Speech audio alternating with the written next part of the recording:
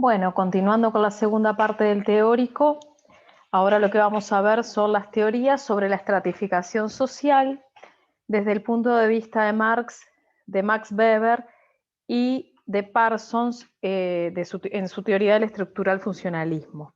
En este caso, lo que hay que tener siempre en cuenta es que así como cuando hablábamos de la sociedad y de la estructura social, cada uno de los autores tenía su visión sobre lo que era y lo que pensaba de la sociedad y la estructura social, en este caso sucede lo mismo.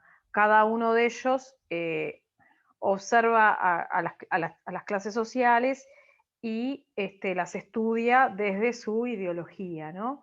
Y en algunos casos vamos a ver, por ejemplo, que Weber toma cosas de Marx, pero a la vez algunas cosas se opone o le agrega a la teoría de Marx, y en el mismo sentido también pasa con Parsons.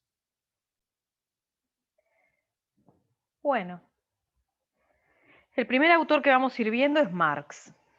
Y bueno, ahí como dice la diapo, y esto un poco también tomando también a Engels, para ambos, las clases sociales van a ser fenómenos históricos, como dice ahí. Es decir, que la sociedad humana no siempre ha estado dividida en clases, sino que se han ido generando históricamente.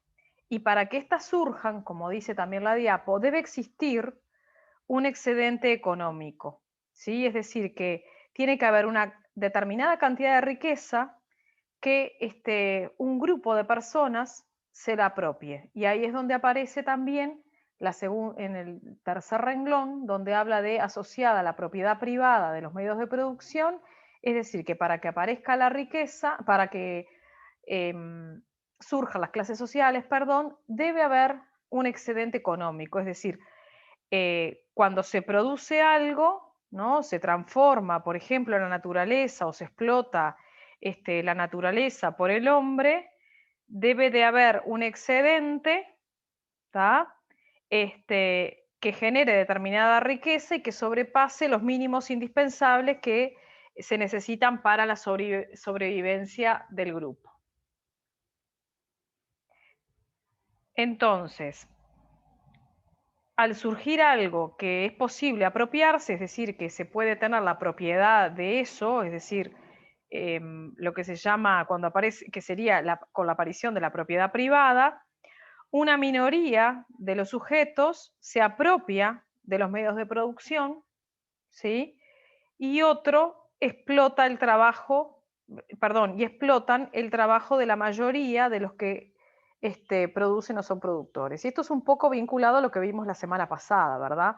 Nosotros dijimos que dentro de la infraestructura o de la base económica o de la estructura, teníamos que se daban las fuerzas productivas y las relaciones de producción. Entonces, dentro de esas relaciones, de esas fuerzas productivas, nosotros dijimos que estaban integradas por los medios de producción que correspondían a la maquinaria, al campo, a la tecnología, y por otro lado dijimos que estaba la fuerza de trabajo, que era la fuerza del hombre, ¿no? Del obrero que lo único que tiene para trabajar es esa fuerza de trabajo. Entonces lo que termina pasando es lo siguiente, que están los dueños, los propietarios de los medios de producción, ¿sí? Que para Marx va a ser el burgués, y después vamos a tener por otro lado a la fuerza de trabajo, que es el obrero, que lo único que tiene para vender es su propio cuerpo, es decir, su fuerza de trabajo, y la va a vender al burgués, que es dueño de los medios de producción, a cambio de un salario. ¿Sí? Es la manera que tiene de ganarse la vida. Entonces, en este sentido, como dice Marx, se genera un modelo dicotómico, ¿no? Donde hay dos clases fundamentales y que se van a definir en relación a la propiedad de esto, de los medios de producción, es decir, del campo, de la tierra, de la tecnología, de las maquinarias de las fábricas, de las grandes industrias. Entonces, en eso se van a definir dos clases. Una que tiene los medios de producción, que es propietaria de eso, y la otra que no es propietaria de los medios de producción, sino que lo único que tiene es su fuerza de trabajo, que entre comillas, en este término mercantil que se genera con el capitalismo, lo que va a hacer es venderla al dueño de los medios de producción, es decir, al burgués. Entonces, como dice Marx, no es la riqueza, sino la posesión de los medios de producción lo que define a las clases sociales.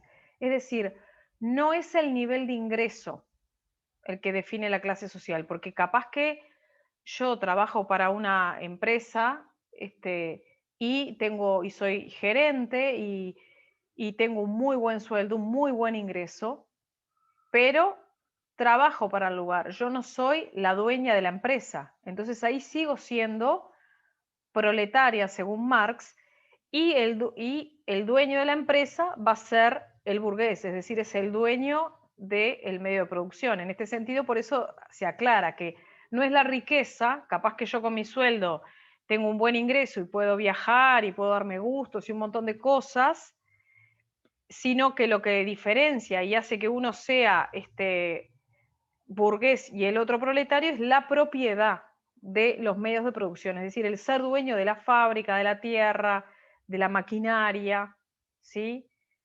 De lo que fuera que se utiliza para producir y que genere, que ahora después vamos a ver lo que se llama la plusvalía, ¿no? Que genere un plusvalor.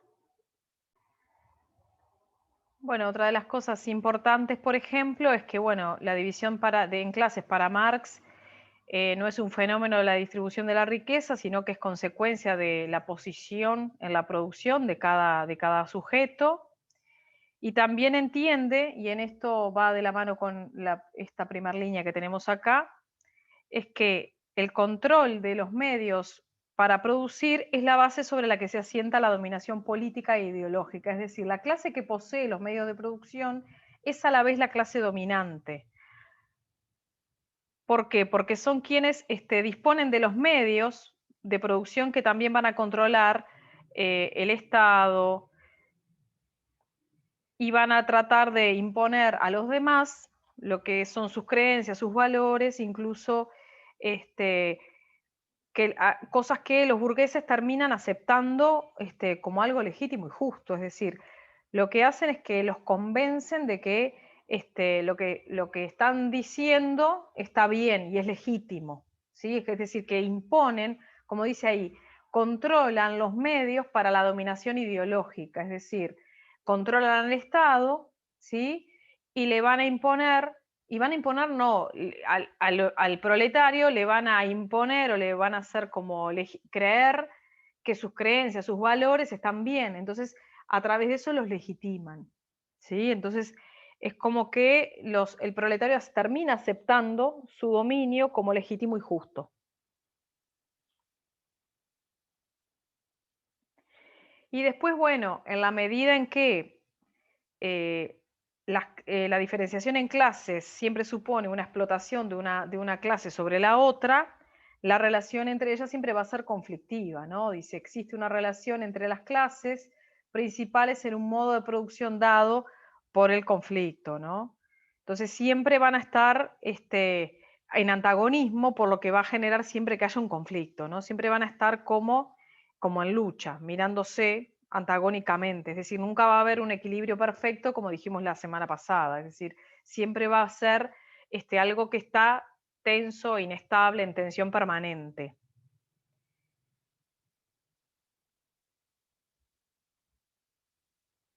Bueno, después, bueno, lo que dijimos, tenemos las clases fundamentales, ¿no? Siempre dos clases fundamentales, en el caso del capitalismo, la burguesía y el proletariado, pero podemos pensar también que en otros también hubo anteriormente en la historia también relaciones de antagonismo, como por ejemplo la sociedad antigua, donde estaba el amo y el esclavo, ¿no? Donde el amo era el dueño de los medios de producción, incluso era el dueño hasta del esclavo, y el esclavo trabajaba para él, porque ni siquiera había que vender la fuerza de trabajo, porque en realidad era otra relación, otra formación económica y social.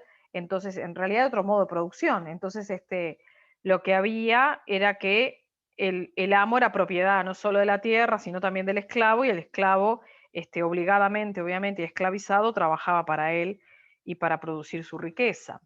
Lo mismo sucede en la sociedad feudal, en la Edad Media, entre los señores y los siervos, ¿no? Donde el siervo trabaja para el señor feudal a cambio de protección, por ejemplo, y además le da toda su producción, básicamente, solo se queda con una porción para poder sobrevivir. Em, y en el capitalismo pasa eso con la burguesía y con el proletariado. Y bueno, y el poder de la burguesía, como se dice, consiste en tener el capital, es decir, tener toda la riqueza obtenida tanto del comercio, de la tierra, como de la industria. Y el proletario, si bien, y a diferencia de las sociedades anteriores, tanto la sociedad antigua como la sociedad feudal, el hombre es libre, es jurídicamente libre, pero sin embargo se encuentra, mejor dicho, más que se encuentra, tiene determinadas necesidades y no posee los medios necesarios como para poder satisfacerlas. Entonces lo único que le queda es vender su fuerza de trabajo al burgués, ¿sí? A cambio de un salario. Eso es lo que hace, porque lo único que tiene para vender y para ofrecer en el mercado es su capacidad de trabajar. ¿Tá? Sería como una situación también en lo que es la situación de mercado, como cualquier mercancía, ¿verdad? Donde en la situación de mercado se compra y se vende. Bueno, en el trabajo pasa a ser parte de lo que es una mercancía y uno vende su fuerza de trabajo a cambio de un salario.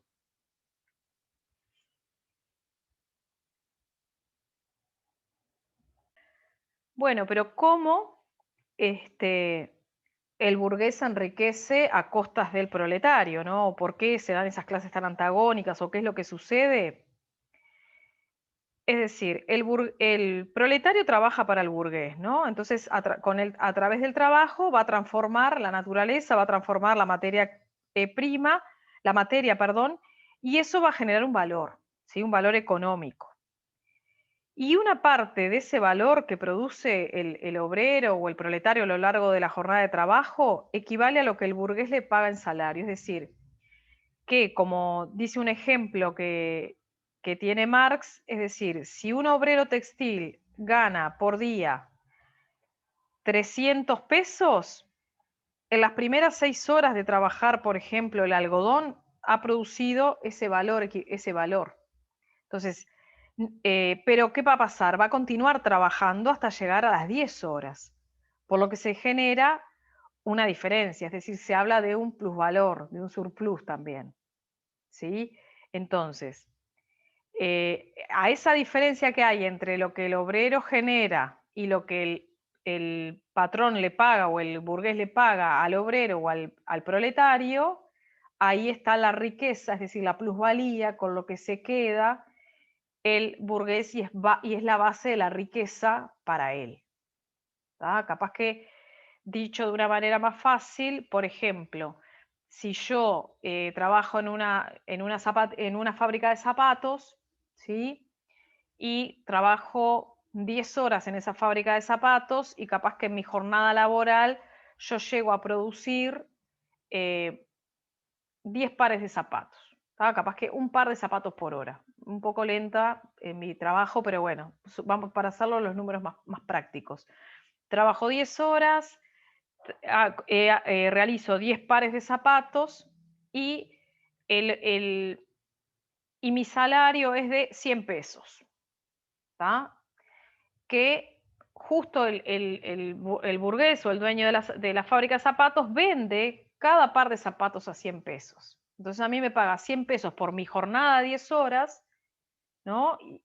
Pero él vende cada par de zapatos por 100 pesos, ¿sí? Pero yo en esa jornada le hice 10 pares de zapatos. Entonces él lo que se queda es con esa diferencia. Es decir, yo capaz que podría trabajar 1 hora sola por día y con eso ya me pagaría mi jornal, porque me paga 100 pesos, es decir, me paga el valor de un par de zapatos, pero sin embargo, yo le produzco 10 pares de zapatos en el día y me paga nada más que el valor de un par de zapatos. Entonces, esa diferencia de 9 pares de zapatos, es decir, de 900 pesos, se la queda el dueño de los medios de producción, es decir, el capitalista. Es un poco para tener un ejemplo. Entonces ahí es donde una clase se enriquece a costas de la otra, ¿no? Es decir, a costas de la explotación de la otra, que no tiene más remedio que vender su fuerza de trabajo al obrero porque no tiene otra cosa que ofrecer, porque no es dueña de absolutamente nada, solamente de su fuerza de trabajo. Después otra de las cosas que Marx señala, por ejemplo, es que bueno, que hay sectores, ahí como dice el otro renglón, que están fuera de las clases fundamentales, por ejemplo, la clase media, los funcionarios del Estado, los desocupados, que quedan como un poco por fuera de la clasificación dicotómica que Marx en su época hizo, ¿no? Entonces, bueno, quizá porque no previó la importancia de que llegarían a tener las clases medias en el desarrollo de las sociedades industriales. Entonces, bueno, eso es un poco lo que se dice de las clases sociales y cómo Marx las visualizó en su época y bueno, y cómo aún continúa, se puede leer la historia no, la sociedad con esta mirada, ¿no? Se puede mirar la sociedad desde este lugar. Después tenemos a Max Weber, que también lo vimos la semana pasada, pero él ya incorpora algún elemento más a su clasificación de clases sociales. Entonces él va a hablar que van a haber clases, estamentos y partidos. Dice que esta concepción también puede ser entendida en términos de oposición, como desarrollo y complejización de lo que Marx dijo, ¿no? Y bueno, difiere con Marx en algunos aspectos importantes también, como así también coinciden otros en su teoría. Entonces, por ejemplo, Weber, en su concepto de clase lo que va a decir es que, obviamente, al igual que Marx, va a hablar de que las clases tienen un contenido fuertemente económico, pero para Weber dice que las clases se van a encontrar ligadas a la existencia de un mercado que existe en el capitalismo, obviamente, y en el cual las personas pueden ofertar y demandar libremente no solo bienes, sino también servicios y factores productivos, por ejemplo, como la mano de obra. Es decir, él va a decir que las personas comparten una misma situación de clase cuando tienen lo mismo para ofrecer, así como para comprar, ¿no? O ofertar y demandar libremente en el mercado. ¿Sí? Entonces, él va a decir, como está acá, dice, clases serían agregados de individuos que comparten una misma situación en el mercado, es decir, la compra y la venta de bienes. Es decir, yo como profesional puedo ofrecer mis servicios en el mercado y va a haber gente bueno, que por X motivo tenga la misma situación en el mercado que yo y me pueda comprar mi servicio. ¿Tá? Así como esas personas van a tener otra situación, otra manera de ofertar o de lo que tienen oferta en el mercado y a la vez también demandan libremente su servicio.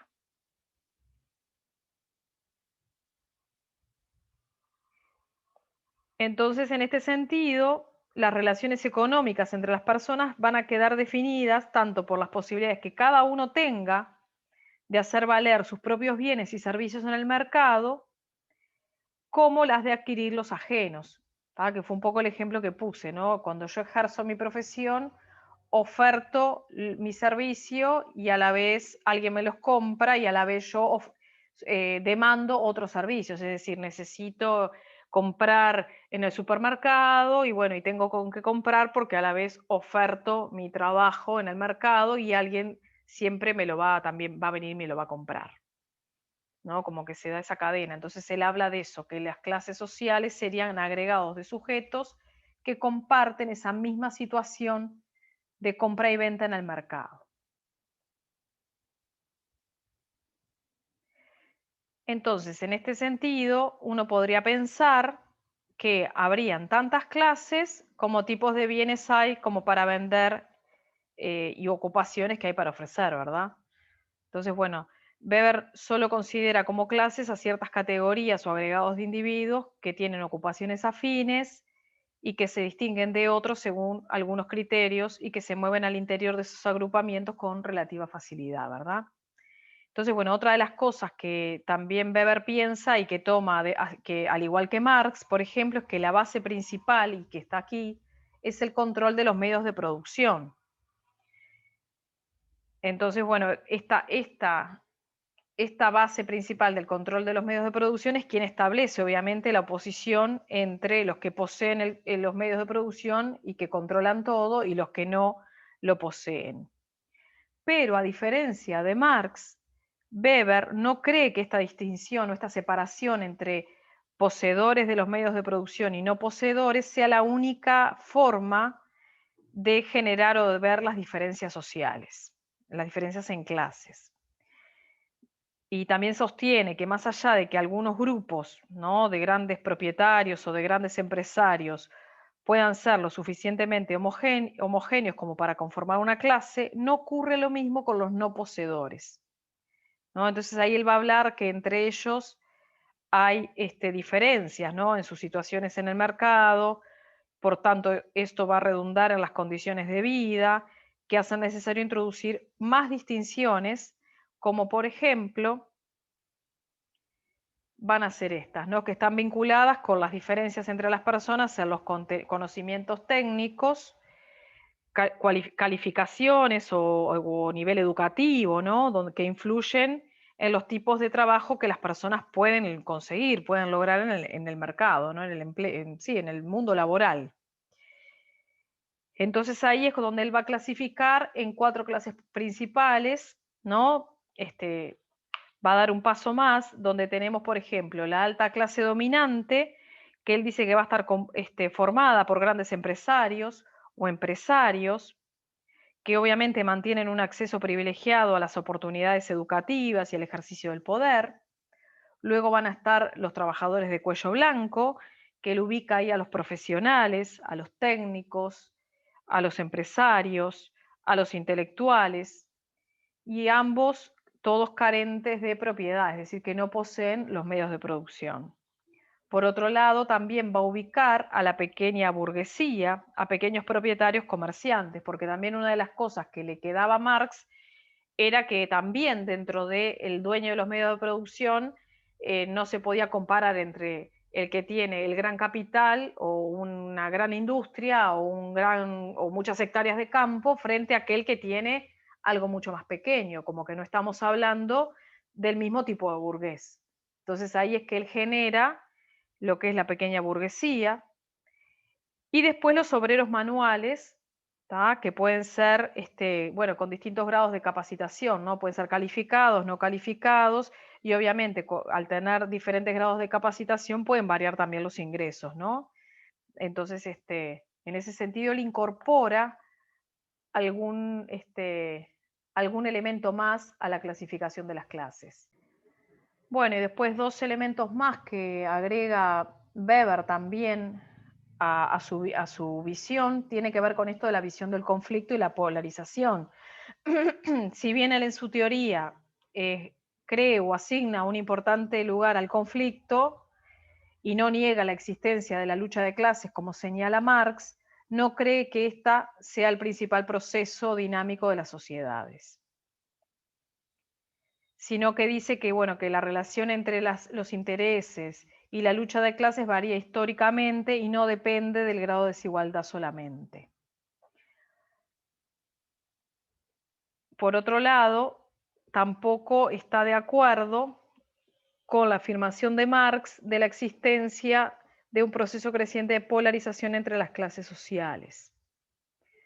Él dice que en la relación de las clases el fenómeno que más se ve en el capitalismo en aquel entonces era el surgimiento de una nueva clase social compuesta por trabajadores de cuello blanco, es decir, los profesionales, los técnicos, los intelectuales, que iban a ocupar o que empiezan a ocupar cada vez más numerosos puestos. Y en este sentido son agregados de individuos, obviamente, que van a empezar a formar las nuevas clases medias, junto con una clase obrera que se empieza a convertir en una clase un poco más calificada para adaptarse a los nuevos procesos industriales que surgen en la época, ¿no? Entonces, obviamente, todo esto va a contribuir a que haya más situaciones de clase mucho más amplias y evitando así la polarización que Marx puntualizaba, ¿no? Como lo de separarla en burgueses y proletariados.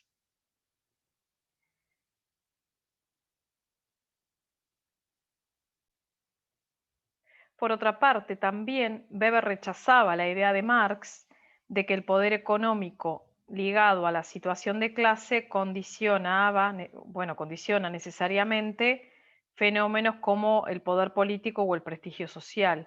Para Weber, la clase social se conecta con estos fenómenos, pero su relación es compleja.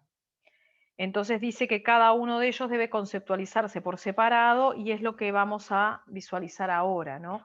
Que estamos llegando a lo que son los estamentos y el estatus, ¿no? Él dice que, bueno, que el prestigio social ligado a los estamentos y el poder político, principalmente ligado a los partidos, definen, junto con el poder económico, ¿no? De las clases sociales, las tres dimensiones de la estratificación social para él, ¿no? Vincula esas tres cosas, la clase social, el estatus o estamentos y también el poder político, pero no de manera como, directamente proporcional, sino que va a variar. Entonces vamos a ver que tanto los estamentos como los partidos puede haber alguna diferencia o no tiene por qué ser directamente proporcional en el sentido de que si yo tengo un buen poder económico, voy a tener un buen estatus y a la vez o voy a ser reconocido por estar en determinado estamento o tener determinado estatus social y a la vez voy a tener poder y poder político. Muchas veces se da, obviamente, pero no siempre se da de esa manera tan lineal o directamente proporcional.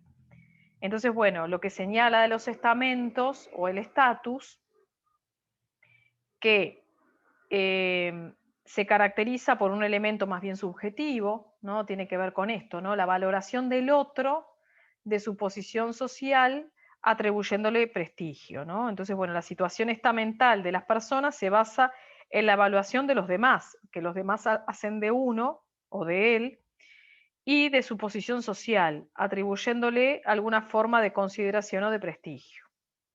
Entonces, el estamento sería el conjunto de personas que comparte un mismo estatus, ¿no? Un conjunto de personas que comparte el mismo estatus, como ser, por ejemplo, la ocupación o la profesión, la pertenencia a un mismo grupo étnico religioso, la procedencia de la familia, ¿no? Procedencia familiar, es decir, de qué familia provengo, y que por ello reciben una evaluación similar, ya sea positiva o negativa, por parte de los miembros de la sociedad.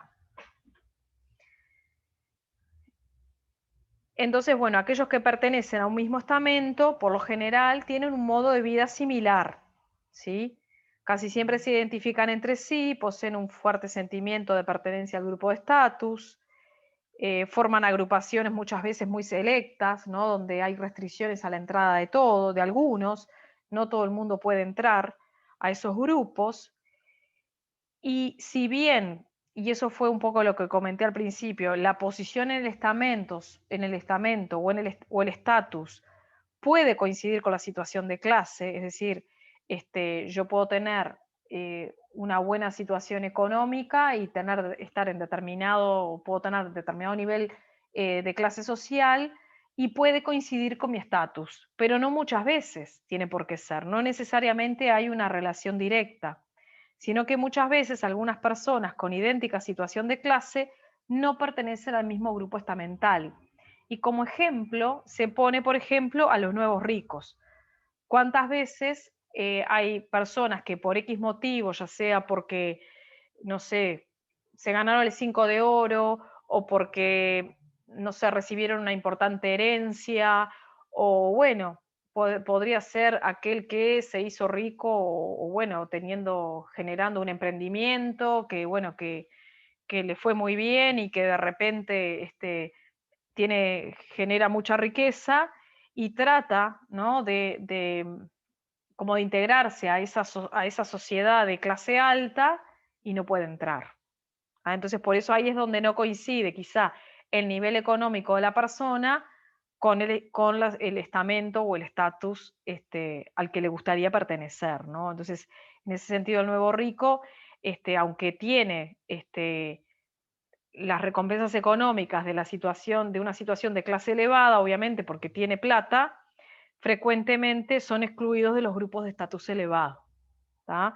Porque a veces, bueno, no los consideran o vulgares o inapropiada su forma de comportamiento, siempre hay excusas para que no los integren, ¿no?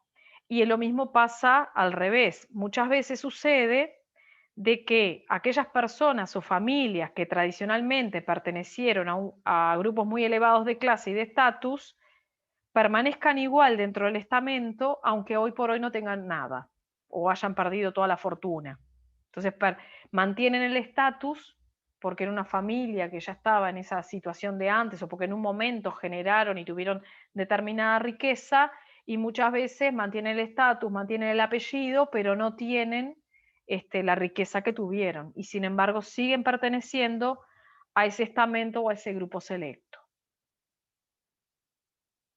Y después tenemos otra manera, otra forma que Weber clasifica, que son los partidos, pero no se debe solo a los partidos políticos, ¿no? Sino más bien a la pertenencia a determinados grupos, ¿sí? Donde la base o lo importante ahí es la posesión de poder social, ¿tá? Entonces, en este caso, por ejemplo, él dice que surgen determinados grupos que están involucrados o sí, involucrados con o que tienen influencia con el ejercicio del poder político, la toma de decisiones, o muchas veces en corporaciones profesionales, como dice acá, ¿no? Políticos, grupos de interés, de presión o asociaciones profesionales. Una de las asociaciones profesionales que podemos pensar, bueno, es el Sindicato Médico del Uruguay, que por lo general toma decisiones en favor de sus miembros, y bueno, y es un grupo de presión importante, ¿no? Entonces, en ese sentido también no es que el partido solamente sea político, sino que también es aquello que busca generar presión, ¿no?, a favor de sus miembros, ¿no? Todo en interés de los miembros que pertenecen a ese grupo, ¿no? Entonces, bueno, en esto, como les decía hoy, que hay que tener en cuenta que la relación entre los partidos, las clases y los estamentos no es lineal, ni es directamente proporcional, sino que puede estar definida en términos simples, ¿no? Por ejemplo, algunos partidos pueden representar claramente los intereses de clase o de una clase, pero esto no tiene necesariamente por qué ser así. Y de hecho también hay partidos que son policlasistas, que tienen muchas clases integradas dentro de esos partidos, y ahí sí estoy hablando de los partidos políticos, bueno, los otros también. Por ejemplo, una corporación o una asociación de profesionales puede tener gente de varias clases que no es posible identificar con una clase o con un grupo determinado. También señala que muchas veces las mismas personas suelen tener un grado similar de poder económico, de prestigio social y de poder político, obviamente, porque también puede ser lineal, ¿no? Ya que la posesión de uno solo de estos factores ayuda a obtener y conservar los otros, ¿no? Es decir, que si yo, por lo general están muy relacionados, ¿no? El poder económico con el prestigio y el poder, y lo que es el poder político, o sí, poder político, evidentemente.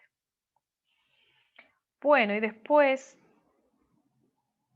como último autor que habla de clases sociales, tenemos a Parsons y el estructural funcionalismo, y tenemos que hay que recordar, como vimos la semana pasada, bueno, que Parsons hablaba de que la sociedad era un sistema, ¿sí?, que estaba integrado por una estructura, ¿sí?, que contribuía al mantenimiento de un equilibrio total, y que esta estructura o cada parte de esa estructura tenía determinadas funciones en el sistema social, ¿no? Porque si lo ve como un sistema, es como que la sociedad fuera un sistema social.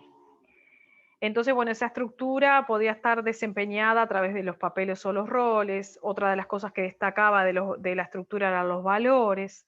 Otra cosa era de los grupos. Y otra cosa que también dijimos es que dentro de esa estructura también estaban las normas y que habían funciones, ¿no? Y que dentro de esos, o de esos más bien requisitos funcionales, estaba la adaptación, que era lo que permitía al sistema relacionarse con el entorno, tomando de él los recursos naturales que necesitase para subsistir esa sociedad, que también dentro de esos requisitos funcionales teníamos el logro de fines, donde el sistema como tal debía alcanzar ciertas metas para las cuales debía superar dificultades adaptativas. En este caso, el que tiene el logro de fines es el gobierno, donde a través de la delineamiento de políticas y estrategias, logra alcanzar esos fines. Después, otro requisito funcional es la integración, ¿sí? Donde se busca el mantener unidas las partes del sistema. Y por otro lado, el mantenimiento de pautas donde todos los miembros deben conocer los valores de la sociedad. Entonces, en este sentido, el estructural funcionalismo lo primero que hace es se sitúa siempre en una perspectiva más amplia de funcionamiento de la sociedad, ¿no? Como dijimos recién, como un sistema integrado, y que lo que se sostiene que para que el sistema se mantenga como tal, deben existir determinados elementos estructurales y cumplirse determinados requisitos funcionales, como mencioné hoy un poco a repaso. Entonces, acá el funcionalismo lo que hace es tratar de analizar cómo se integra y se articula el sistema de estratificación con los demás elementos de la sociedad y qué funciones cumple dentro de él. En este sentido, el funcionalismo lo que va a ser centrar su análisis en tratar de descubrir las maneras en que la estratificación contribuye a mantener la estabilidad y el orden de la sociedad, el orden en la sociedad. Para ello va a tratar de descubrir cuál es la función social de la estratificación, ¿sí?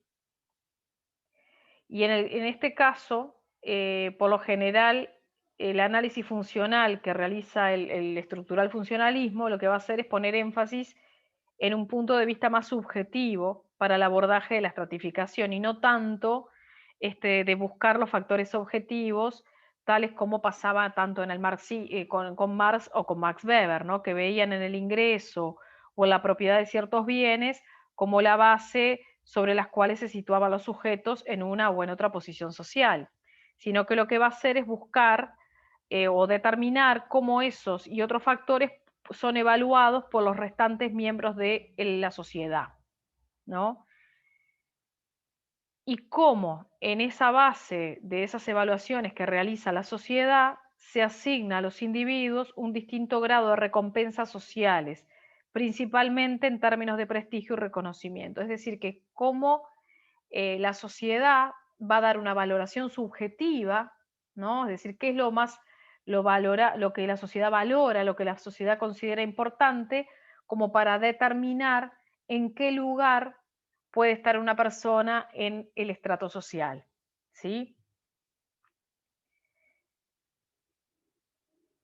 Entonces, por ejemplo, si hay una persona que posee una habilidad o ejerce una profesión muy apreciada por los demás, se la va a considerar muy importante según los valores de esa sociedad y en ese sentido se la va a recompensar, ya sea con mayor prestigio, pagándole más o incluso dándole más poder. Por ejemplo, y si hay otra persona que tiene una ocupación que no sé, que es poco calificada y que consiste en tareas rutinarias, que cualquiera podría hacer, la cantidad de recompensa obviamente que va a tener será menor, es decir, el salario va a ser más bajo. Es decir, cuanto no se necesite tanta preparación para realizar un trabajo, el salario va a ser menor, porque los demás no valoran tanto o no valoran demasiado las actividades de ese tipo.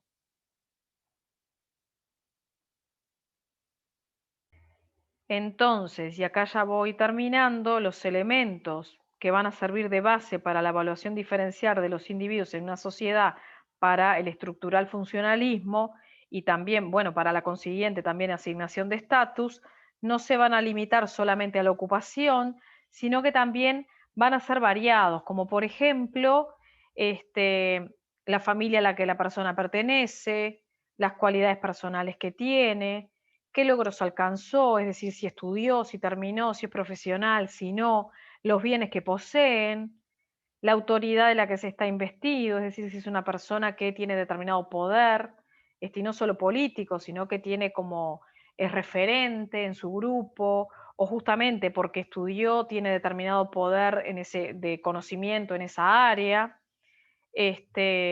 Y bueno, y el poder de influir a los demás, como por ejemplo pone Parsons entre las características que la sociedad toma en cuenta a la hora de estratificar o de valorar la estratificación de sus miembros.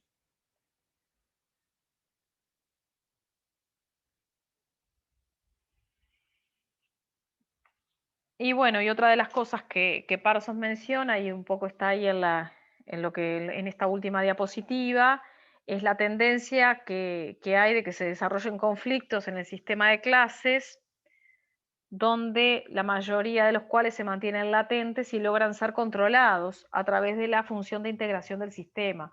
Por eso mencioné también cómo estaba integrado el sistema al principio, ¿no?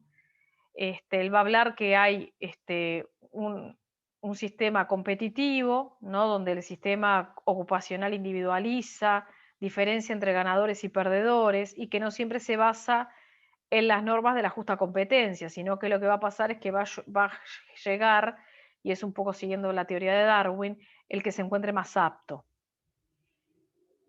Y otra de las cosas que también señala es el tema de la cultura. Dentro de las distintas clases, va a decir, se genera una cultura particular y diferenciada que crea fronteras y divisiones entre ellas. Entonces, Parsons tiene un ejemplo, como por ejemplo que el desarrollo de ideologías opuestas entre el patrón, ¿no? O el burgués, y el proletario o el obrero, las sociedades industriales, eso debe ser contrarrestado a través de la función de integración. Otra de las cosas que señala es, por ejemplo, que dentro de las subculturas que se dan en una sociedad es primordial el papel de la familia, ya que la familia desempeña en términos de favorecer o entorpecer el éxito del individuo en la competencia por la ocupación. Y otra de las cosas que Parsons cree es en la igualdad de oportunidades. Dice que la absoluta igualdad de oportunidades es imposible, debido sobre todo a que como los hijos comparten la posición social de sus padres y estos se ubican en posiciones con distinto grado de privilegio, los puntos de partida de unos son relativamente más ventajosos que el de los otros. El hecho de partir de una situación más favorable da ventajas a unos que los otros no pueden aprovechar. Y esto afecta el logro de otras posiciones sociales independientemente de las capacidades que se posean. Y eso es un poco lo que el otro día también mencionábamos, ¿no? Que no todo el mundo parte de la misma situación, ¿no? No todos partimos del mismo lugar desde el día que nacemos. Hay gente que nace en determinada situación holgada económicamente y tiene determinadas oportunidades, mientras que otros no. Nacen en hogares que son más desventajados o tienen menos ventajas, vamos a decirlo bien, y obviamente se ven más desfavorecidos y no tienen las mismas oportunidades, y no, en ese sentido obviamente no existe la igualdad de oportunidades porque obviamente ya desde el nacimiento se nace en situaciones diferentes y unos más aventajados que los otros. Entonces, bueno, eso es otra de las cosas que Parsons coloca en lo que es las clases sociales, o el conflicto más bien que se da entre las clases sociales. Bueno, y para finalizar y a modo de síntesis, acá tienen el cuadrito que ya trabajamos para la clase de sociedad, ahora lo tenemos para la clase de estratificación. donde, bueno, veíamos acá el concepto de sociedad de Marx, lo de la estructura, la superestructura, hablamos del conflicto, la lucha de clases, y bueno, acá se materializa lo que es la burguesía y el proletario, destacamos que es un fenómeno histórico, también hablamos de las clases, los estamentos y los partidos en Weber, y luego hablamos en Parson de lo que es el sistema social integrado y lo que se valora o lo que Parsons coloca como valorable lo que es la estratificación social, que tiene que ver con el estatus, el prestigio, los logros, los bienes, la familia de la que se provenga, la autoridad del que el sujeto es investida, del poder que tiene, etcétera. Bueno, luego vendría las clases sociales en el Uruguay, pero bueno, eso va a ser para un tercer video que lo vamos a estar subiendo en estos días. Y bueno, simplemente para que ustedes lo vean, vean los tres y bueno, y después en la semana vamos a trabajar en clase con cosas más prácticas y que tengan aplicación con esto. Así que bueno, nos vemos en el siguiente video.